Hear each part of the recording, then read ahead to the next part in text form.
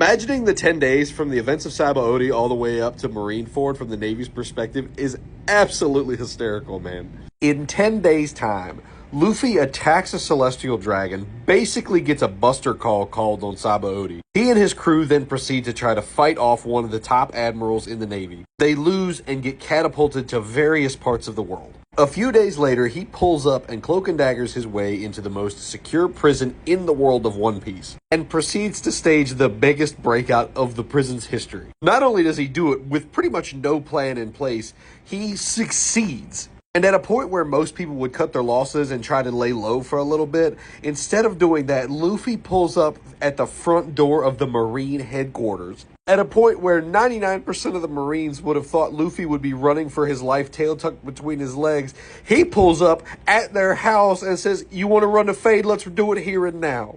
'Cause who's running? It ain't me." And not only does he pull up at their headquarters, he also pulls up without his crew in tow.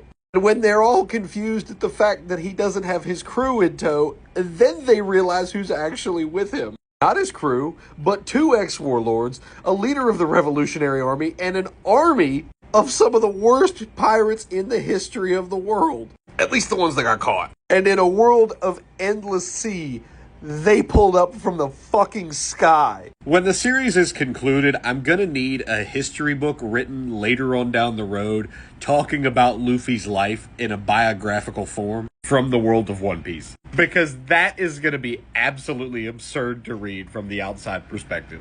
Peace.